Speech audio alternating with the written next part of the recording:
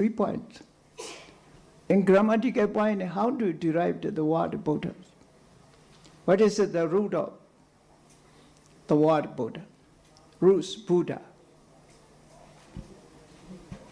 Buddha has 4 meanings according to the meanings of root.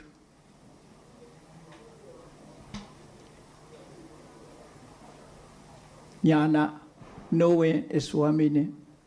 Vigilance is 2nd meaning. Opening is 3rd meaning. And in this way, Jnani Vikasani Sewa, Chagris are Bodhi, 4 meanings are given. Even the word Buddha. Therefore, the Buddha sometimes awaker, knower, awaker, knower, such meanings are given. So we have to study about it, the words. Grammatical point, what is the root of the Buddha, the word Buddha? Buddha is root. Then ta is suffix. Buddha, ta. Joining together, we derived the Buddha. In Sri Lanka pronunciation, Buddha is Buddha. So, Bud means, you see, root. Da means suffix, joining together. We derived the word Buddha. This is a grammatical point. What is the philosophical point? How to know by means of the root? We have to know by means of the root. We have to know the knowledge. Omniscient, Sabanyuta, Sabinyuta, Jnana. Buddha, the roots are referring to Sabanyuta, Jnana. Together, it is causing conditions. Vipassana, Parami Jnana, Vipassana Jnana, Arahata Mega Jnana also. All jnanas are referred by the root Buddha. What is referred to? The ta, suffix. Ta means referring to bhasa, composed of these knowledge and aggregate. So joining together, knowledge and the other aggregates are called Buddha. This is the philosophical point. We go, this is, in Myanmar it is known as a Nyakao. Nyakao means, Nyak means referring to the commentary on Kachayana Bhyakarana, one of commentary on Kachayana Bhyakarana. This is called Nyasa. Nyasa, in Myanmar language it is called Nyasa. Nyasa becomes Nyak. Kao means pointing out philosophy, pointing out Abhidhamma, the phenomena. So such a way is popular in Myanmar nowadays, have to learn in this way, in the Dhamacharya level. Still now preserved this way. Abhidhamma Pitaka is used to cross-check if we can summarize correctly and the teachings of the Buddha on the Sutta Pitakas. My message here today is that the students at the Buddhist universities need to preserve and promote these methods so that the study of the true words of the Buddhism, true words of the Buddha, and Pali, Canon, and commentaries can be profound and efficient. They may do so in Burmese, Pali or English or any other languages. The medium is secondary. The method is primary. With the right skills to interpret the words of the Buddha, the students can apply the teachings correctly in order to free himself from the vicious circle of the defilements. I wish to urge all the scholars of bhikkhus from Myanmar and abroad present here to take this message into their heart.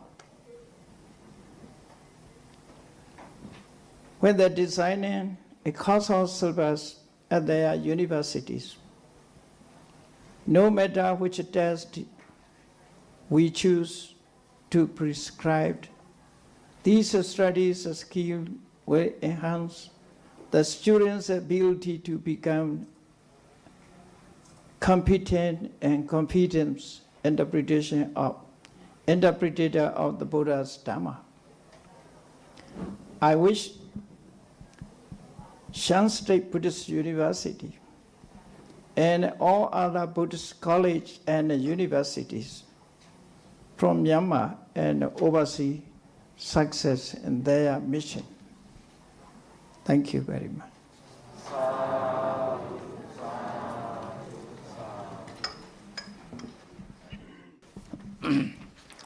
Thank you very much.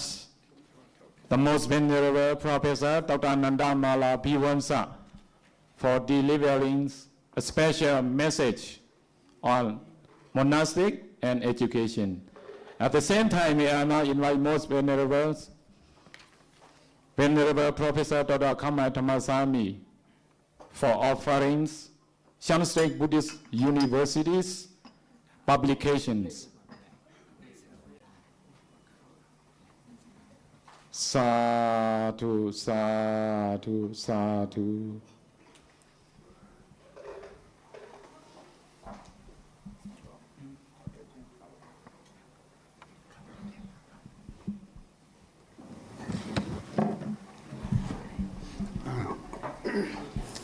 The next will be the international seminar on Buddhism, higher education and vision.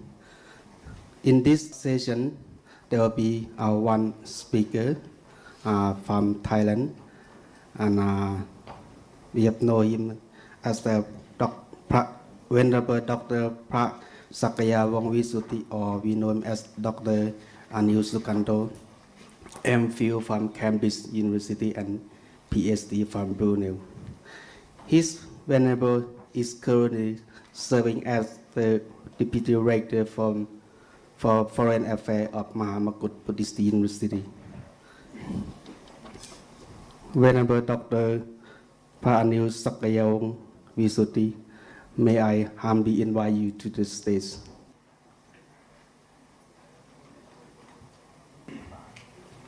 Most venerables, and very pious upasaka and upasikas, of course, our dear sisters, nuns.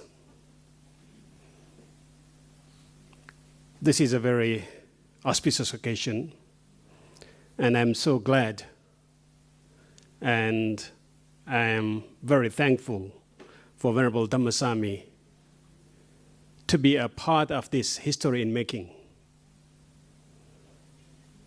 Of course, if you look at how Buddhism has been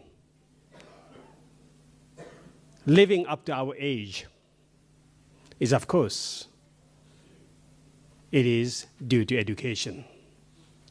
It is of course due to very important way how we keep and practice Buddhism. It is already 2,500 years over. But we do have this Buddhism surviving in alive. And we can proudly say that the Buddhism we are practicing at the moment is a Buddhism, the same version which was practiced by the Buddha. Comparing to other religions, it is very difficult for them to proudly say it. And how it could possible at all for one of the age-old religion as Buddhism. Even Hinduism, even Brahmanism, which they used to say that's older than any other religion, they even able to keep up with this modern age and then modern application of their religion until they can't keep their religion survive as they used to be. But Buddhism has been able to survive any storms, any fire, any burning of the Mahanalanda University, destruction of country after country, even with all the modernization and globalizations. Buddhism still can survive, can stand as it was at the time of the Buddha. Because Buddha taught that the essence of Buddhist practice, the essence of Buddhist teaching is Sikkhapadang. The essence of a Buddhist teaching, 84,000 of teachings, is Ti Sikkha. So therefore, our way of practicing Buddhism, our way of preserving those noble teachings is by what? By education. Education, Ti Sikkha, which has become an eightfold noble path, which become a four noble truths, whatever you say it. It's come to the idea of the what you call a five precepts as even a part of a ritual. But if you understand it clearly, everything boiled down to word Sikkhapadang.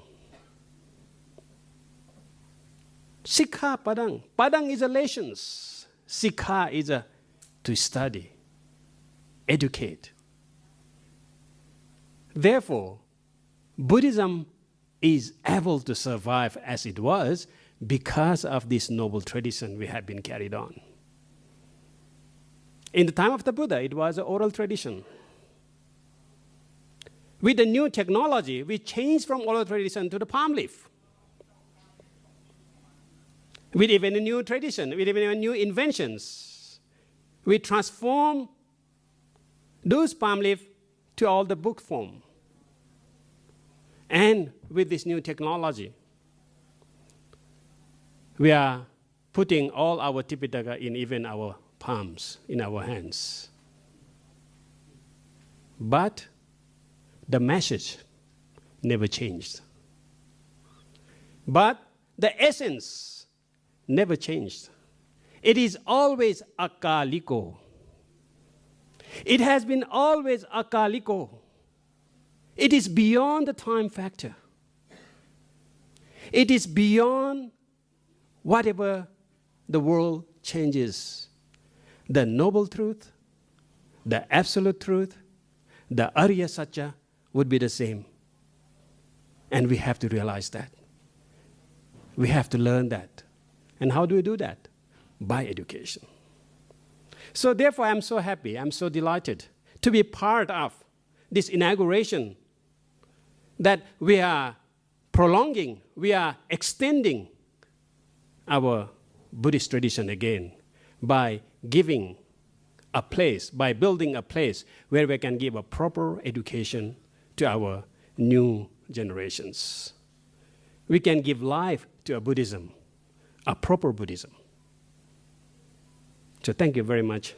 And then so glad that this is happening in this place, Shan State. Talking about West, it looks though it is very far away from us. From the morning, we have been talking about the education. We have been talking about how we apply Buddhist teaching to a missionary and ministry work. Even going back to the Nalanda, one of the proud of all Buddhists, that we can proudly say that we were the one who established, one who initiated the proper education, proper university in the history of the world, not the West. However, we can just feel proud of our past. Time changes, and then it makes us that nowadays we can glorify our past but not the present. And this is one of our noble attempts to make our present glorify as it was in the past. And in order to do that, we have to update it us. In order to do that, we have to see what is going on in this world. And that's why the West is important here. The topic Venerable Dhammasami gave to me is Buddhist studies in Europe and America. Actually, I can talk about it for the whole semester, because I used to teach in America in different universities. Even the name of the course is Buddhism in the West. And then I can go on for the whole year teaching the same subject, still not finished. So generally, when we think about the West and Buddhism, it looks like it is very new. It looks like it is something very interesting, in a sense that the Western world, Western education system becomes so influential to our way of thinking, to our way of living. Nowadays, whatever this West created, we immediately become victims. We immediately become prey for their invention. Similarly, education is another thing.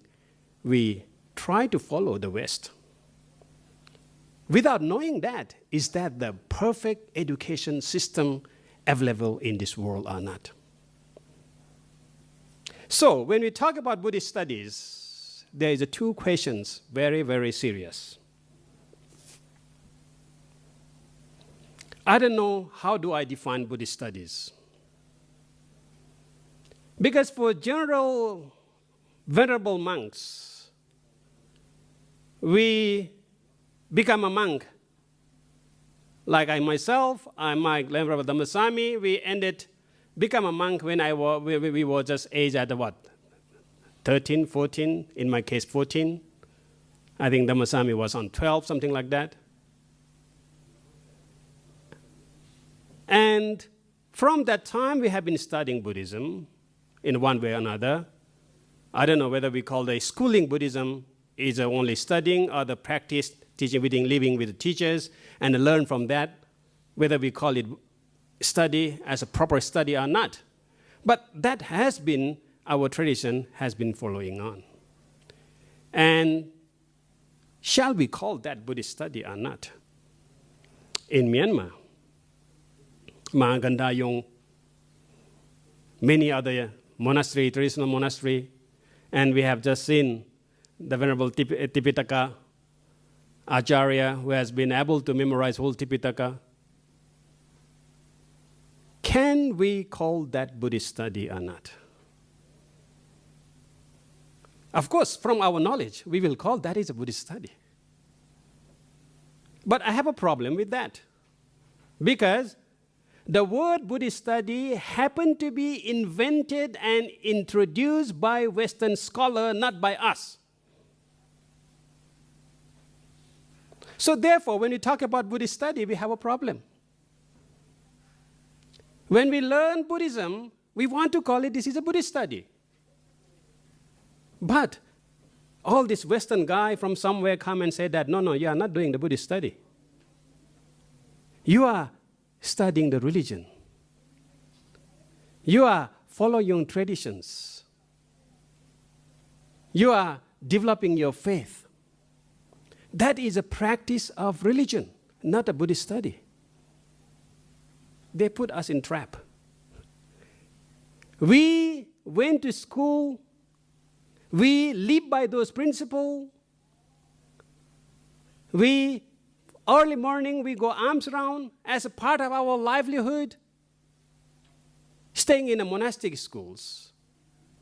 And what we study? We study all the Tipitakas, Pali language, Abhidhamma, and even sometimes English, even sometimes math. But somebody from nowhere said that, no, you are not studying Buddhist study. What you are doing is that a study of religion. It's a study of Buddhism in a sense of religiosity, in a sense as a religion. And that's a become problem. So what have we doing? We are not a student of Buddhist study at all. Because these Western scholars thought they define Buddhist study as an academic subject. They didn't regard the way we study Buddhism is a Buddhist study, because they said that the way we study Buddhism leading to a believing in Buddhism. And why on earth we have to study? I don't know. If you want to study math, become an expert in a math, don't you want to be a mathematician? Similarly, if you are studying in a medical doctors, and don't you want to be a doctor, medical doctor? And what's wrong with us studying Buddhism and want to be a Buddhist scholar? And these guys say that, no, you can't be.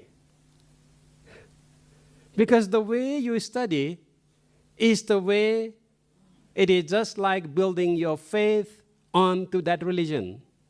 The way you study, that keep your eye closed because you are focused and you are not allowed to sort of watch here and there.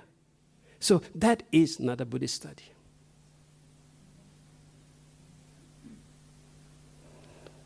Well, this is a very challenge for us.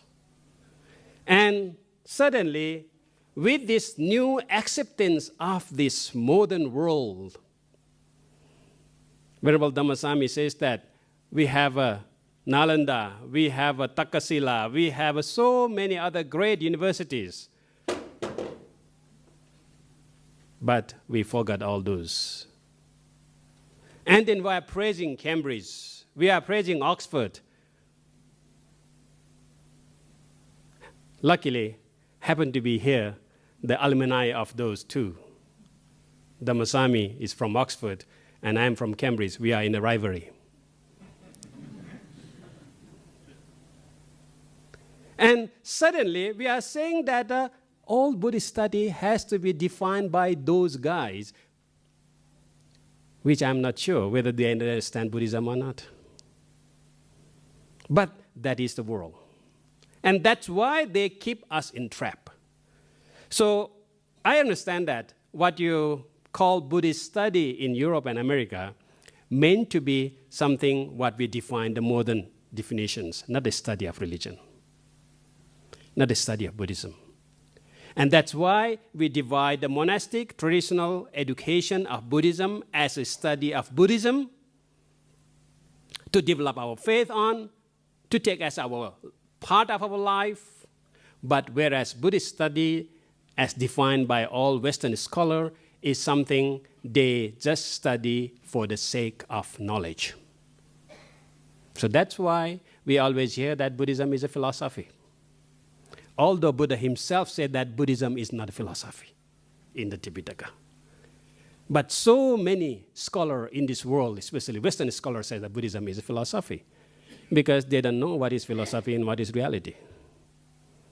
They always think that the way we study Buddhism is just for fun, just for knowledge. What is the point?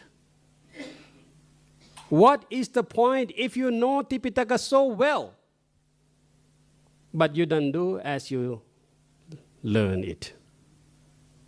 What is the point that you become a very good, distinguished medical doctor, but you don't know, you don't want, and you don't know how to treat or how to heal a patient? What is the point of studying? And that's why I don't know what these Western means by Buddhist study. They define very clearly that Buddhist study, by their means, is that just the sake of knowledge. So whether that knowledge can be used in building their faith, building their devotion, building their piety, it is not about Buddhist study. It is something they're personal. It is something they're theoretical. It is something they're practical. It is not Buddhist study. Buddhist study has to be very pure in terms of a theory, in terms of a debating, in terms of a explanation. So that is why we have to define the word Buddhist study from the beginning. Because if we use the Western approach of Buddhist study, we are very new to here. Because in the West, the Buddhist study only started in the early 19th century. Of course, if we go back and look at the Western history of Buddhism, Buddhism has been in the West even before the Christianity.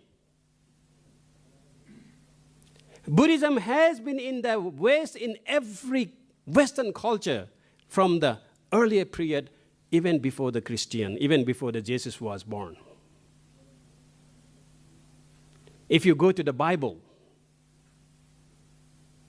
there is a whole chapter of the life of Buddha in Bible. Balaram and Josephat by Damascus.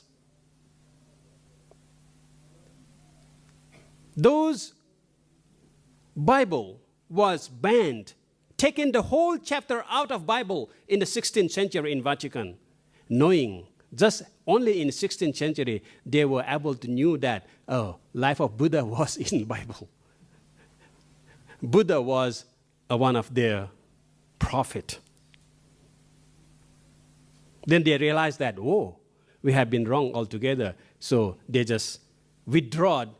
Before it used to be in the Bible, the Buddhas, they have a Buddha's day. Even they even in the Middle East and in the middle period in the European age, they even have the Buddha's day. It is on the 26th of November as a part of their prophet. They beautify him. It's a part of their God or their saint. Buddha was a saint. But in 16th century, they realized that, they have been worshiping a wrong guy. And they withdraw that sainthood from the Bible. So in the New Testament, the whole chapter is gone. But in Jews, in Old Testament, that tradition is still alive now. If you go to Al-Quran, which again, we always thought that we have two different religions. Even in Al-Quran, there is a mention of the list of the prophet of Allah. In the prophet of Allah, there is a name called Kafalawala. Kafalawala basically means that Kapilawala, the one who from Kapilavastu, and that is the Buddha. It was mentioned in the Al-Quran as their prophet. So, if we go and study all these things, we can see that Buddhism is not an alien religion to the West. It has been there.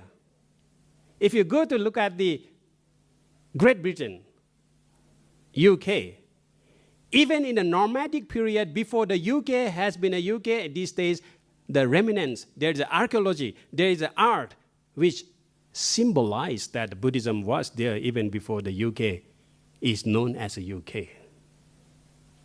So, for those Western, Buddhism is very new, although it has been there for a long, long time. Even in Africa, in the 16th century, the monk was already there in Africa. Not a new thing that African Buddhism is nowadays. We have someone from Uganda, and then it's very new for them. In fact, in South Africa, in the Cape Town, the monks were there in the early 15th, 16th century, already there. So Buddhism has been the aspect of globalizations from the time of the Buddha, and it never stopped. We always refer to the King Asoka for the spreading of Buddhism, but even before that, the Buddhism has been a culture, has been a will which has been going around, because the message of Buddhism itself is so pure, is so noble that every culture, everywhere, they are seeking for, they are looking for. But all those history has been wiped, and then suddenly says that all the books, like in 16th century, they have been written in France, Lalubert, he has written a whole book about even the Patimokkha, even the story of Devadatta in French in the 16th century. There are so many other books, even in the Arabic, in Islamic world. They have even a Dhammapada translated into Islamic world. But all those things is not regarded as a part of a Buddhist studies.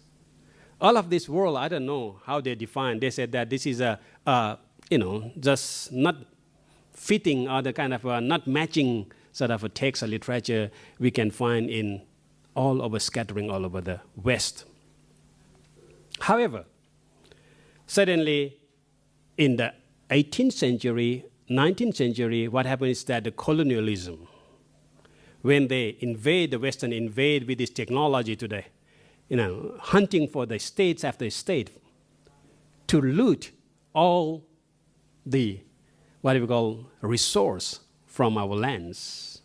And at that time, they are not only looting the resources, which is a tangible resources, but they also found intangible and invaluable resources, that is Buddhism. So some people, it came to the East, starting to collect this art and artifacts, making of a gold and this and that. They thought that is valuable. But once they keep it for long, they find more valuable than gold is something else hidden behind that artifacts, all the messages. That's why in the Arnold study, they wrote the book Light of Asia. It is said that he meant to write actually Light of the World. But because of the Christian community really protest that, and so it came down to the Light of Asia, and then trying to present Jesus Christ as the light of the world. It is a religious political, rather than anything else. So the Buddhist study in the 18th century, how it started was by this Victorian.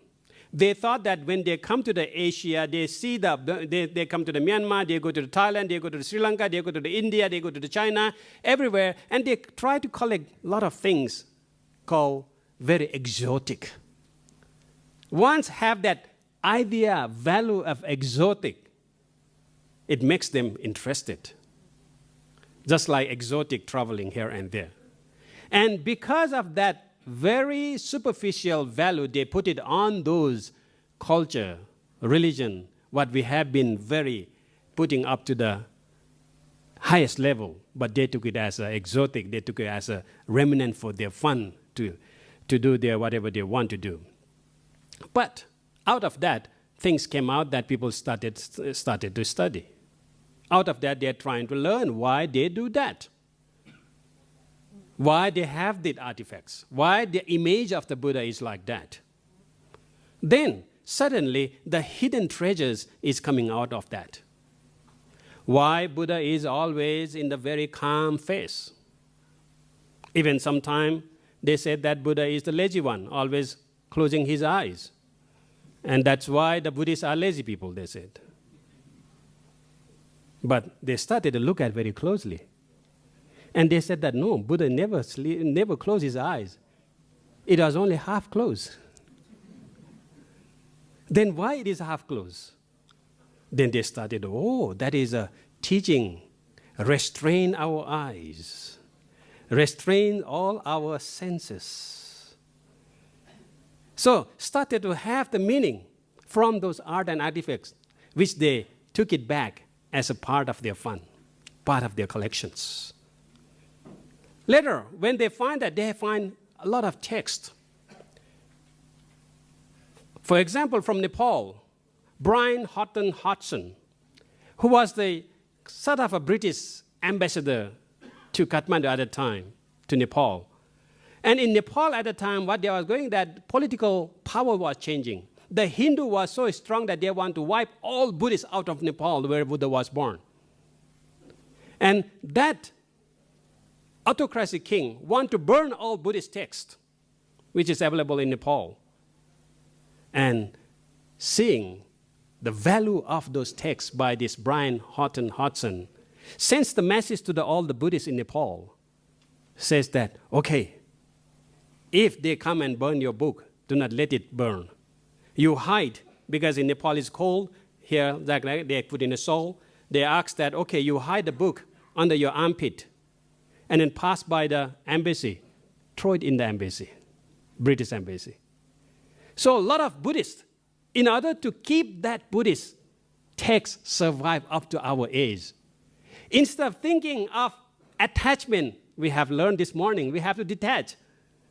If we detach, it will burn down. So they learn how to detach those intangible, it is invaluable texts. They put it, all the women, especially women, they have a shawl. They put it, they hide in the armpit, and then go pass by the embassy, throw it in the embassy. Brian Houghton Hodgson collected those piles of Buddhist texts, which was surviving from the Nalanda period when the Nalanda was burned down, was able to save. And because of this Brian Houghton Hodgson, he doesn't know what it's all about. He tried to actually pay some people to translate some of the text. And one of these Western educators is that he's not a translator only. He get a translation and he went and asked, is that something like that? And then he added on to the translator again in a lot of notes. He made it from his own personal observations. And that is the quality of Western scholarship. Sometimes we need it. And all those texts were sent it to the England, to the USA, and to the France, of many. And all those texts really intrigued the Western scholars. What is all about this? It is very interesting. They started to learn the languages. They become experts in Pali, as the previous presenter said it. Rich Davis came as a lawyer, worked as a lawyer in Sri Lanka, but he ended up going back as a Pali scholar. I don't know. It's called a success of